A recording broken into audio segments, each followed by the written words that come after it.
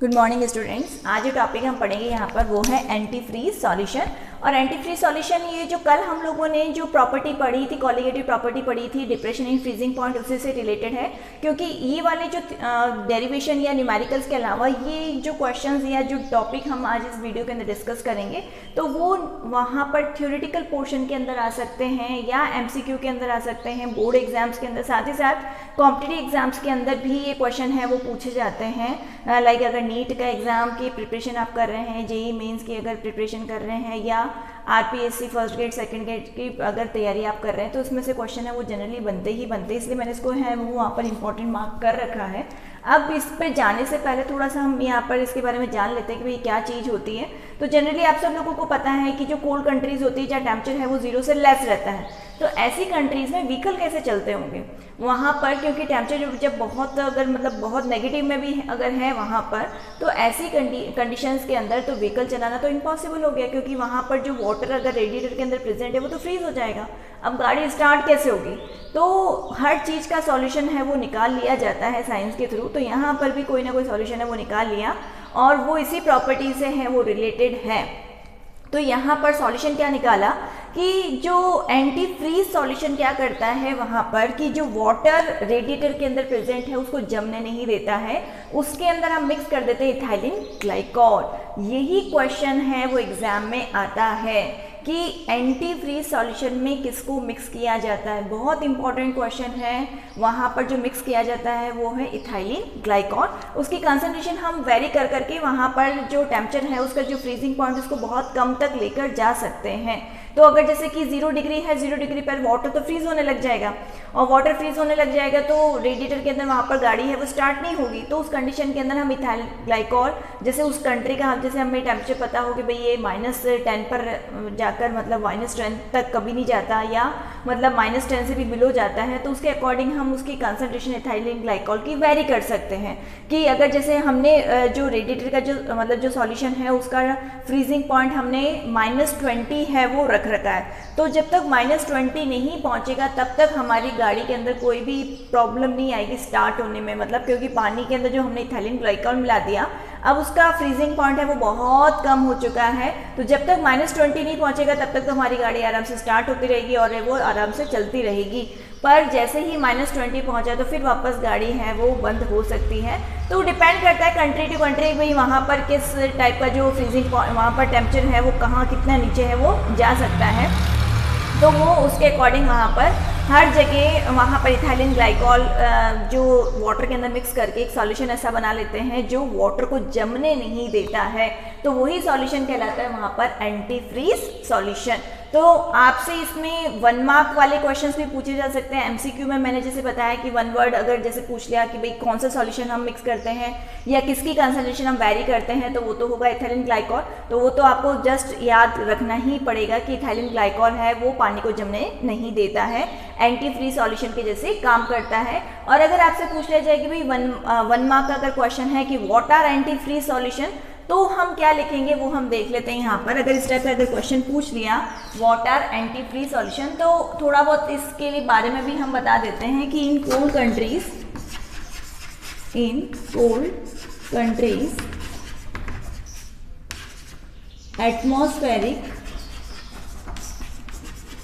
Atmospheric temperature is approx 0 और below 0, मतलब 0 भी हो सकता है, बिलो 0 भी हो सकता है। In this condition water presenting radiators of car और ऑटोमोबाइल, मतलब जरूरी नहीं है कि कार के अंदर दूसरे ऑटोमोबाइल्स जो भी हो व्हीकल हो उनमें भी अगर प्रेजेंट हो रेडिएटर के अंदर पानी, तो वो क्या हो जाएगा, स्टार्ट्स टू फ्रीज, वो फ्रीज होना है वो शुरू हो जाता है। इन दिस कंडीशन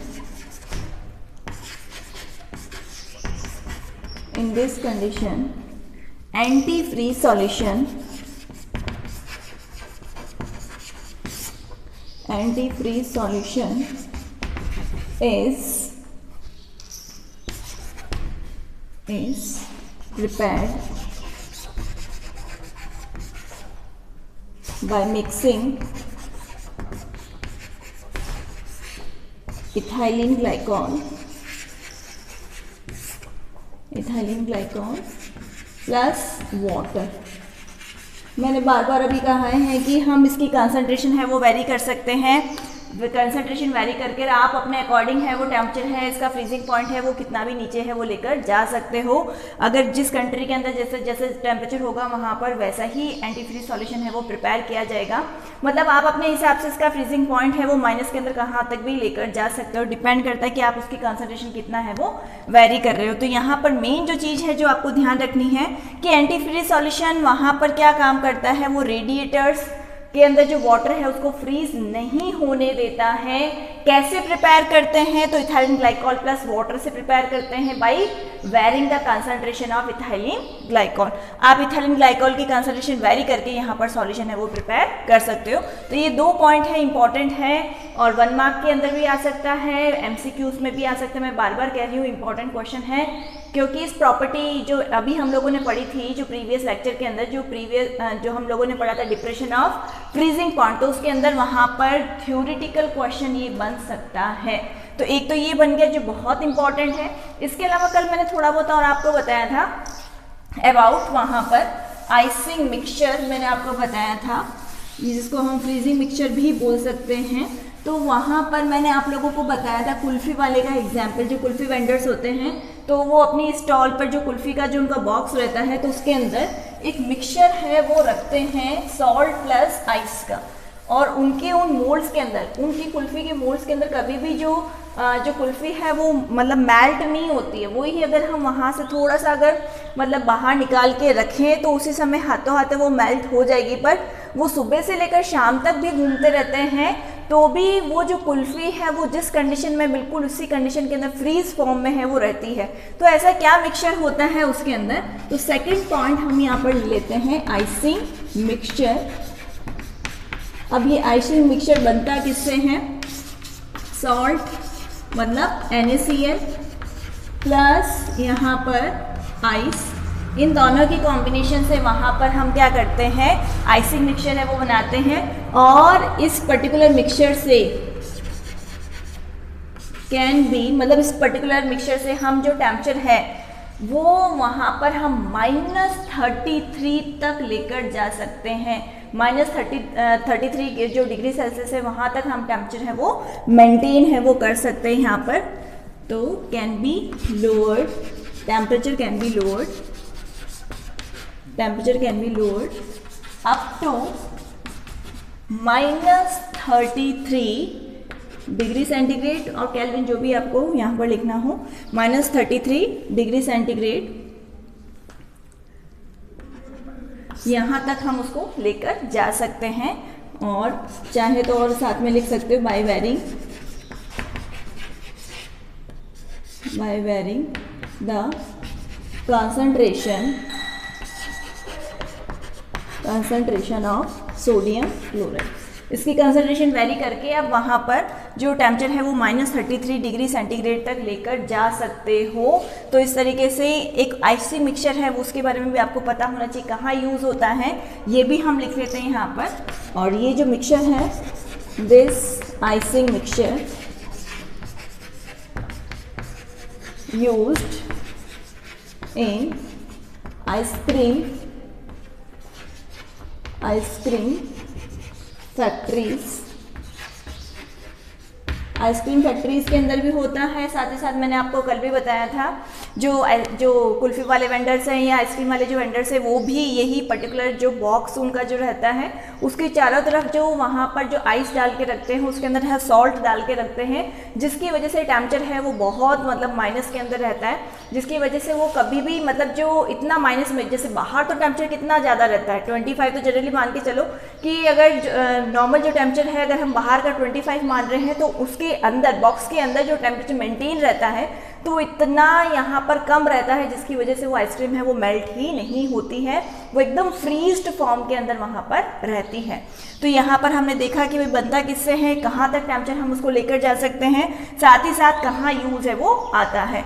तो ये हो गया सेकेंड टॉपिक हमारा आइसिंग मिक्सचर का। अब एक लास्ट हम इसके अंदर और देख लेते हैं डी आइसिंग। डी आइसिंग और इसके अंदर हम देख लेते हैं कि भाई डी आइसिंग क्या होता है। अब ये भी थोड़ा सा वही कोल्ड कंट्री से रिलेटेड ही है।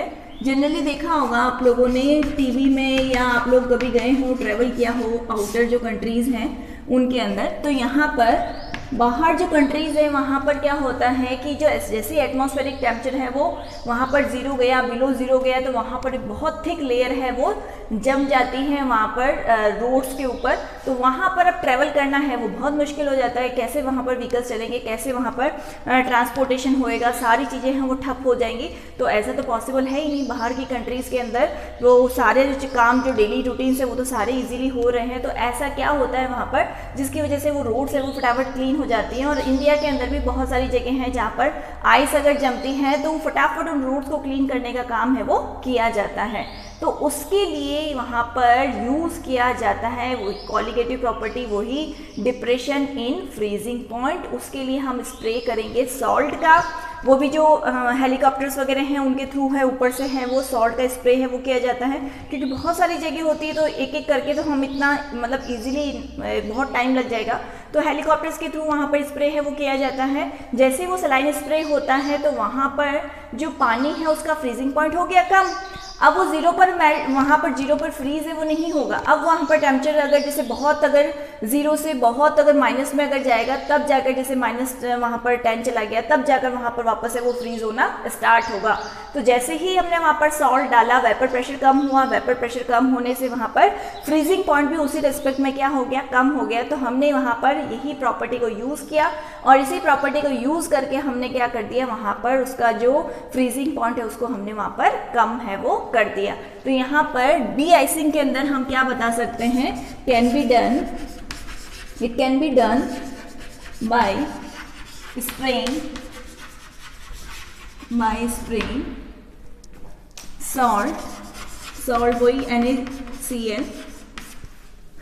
This causes, this lowers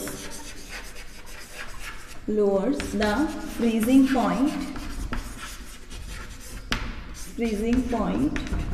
of water. This lowers the freezing point of water, so water do not freeze on 0 degree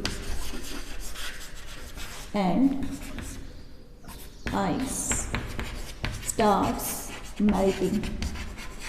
जो रोड पर वहाँ पर जो आइस जम चुकी है, जैसे ही हम स्प्रे करेंगे वहाँ पर वो मेल्ट है ना स्टार्ट है वो हो जाएगी, क्योंकि वहाँ पर उसका पॉइंट अब फ्रीजिंग पॉइंट क्या हो चुका है, कम है वो हो चुका है। तो इसकी वजह से जितनी भी जो आइस जमी हुई होगी वो अपने आप ही धीरे धीरे सारी मेल्ट हो जाएगी वहाँ पर, क्योंकि अब उसका फ्रीजिंग पॉइंट हमने क्या कर दिया, कम कर दिया। तो पानी है अब वो 0 डिग्री पर वहाँ पर फ्रीज है वो नहीं होगा। तो यहाँ पर इस प्रोसेस को हम कहेंगे डी आइसिंग, क्योंकि कोल्ड कंट्रीज़ के अंदर जनरली जो आइस है वो जमती रहती है। तो उसको क्लीन करने के लिए वहाँ पर यही मेथड है वो काम में लिया जाता है। तो ये कुछ छोटे छोटे टॉपिक्स है जो एग्जाम्स के अंदर है वो 1 मार्क के अंदर MCQs के अंदर पूछे जा सकते हैं। और अब इस बार तो हमें बहुत ध्यान से पढ़ना है, क्योंकि इस बार जो क्वेश्चंस हैं वो MCQ हैं वो ज़्यादा आने वाले हैं, या हम कह सकते हैं 1 वर्ड वाले जो क्वेश्चन हैं वो ज़्यादा आने वाले हैं। तो ये सारी जो चीज़ें हैं न्यूमेरिकल के साथ साथ इन पर फोकस करना बहुत इस बार बहुत मतलब एक तरीके से कह दो कि अगर हमें अच्छे मार्क्स स्कोर करने हैं तो इसी टाइप के छोटे छोटे क्वेश्चन है वो हमें पिक करने पड़ेंगे। और साथ ही साथ कॉम्पिटिटिव एग्जाम्स में तो पूछे ही जाते हैं, तो उसके हिसाब से तो इम्पोर्टेंट है ही। 12th बोर्ड के हिसाब से इस बार ये टॉपिक्स हैं वो इम्पोर्टेंट और हो गए हैं, क्योंकि अब यहाँ पर MCQs का जो परसेंटेज है वो क्या हो चुका है, बढ़ चुका है। तो इसलिए इन क्वेश्चंस को आपको बिल्कुल भी स्किप नहीं करना है, इनको बहुत अच्छे से यहाँ पर आपको पढ़कर है वो जाना है। Thank you.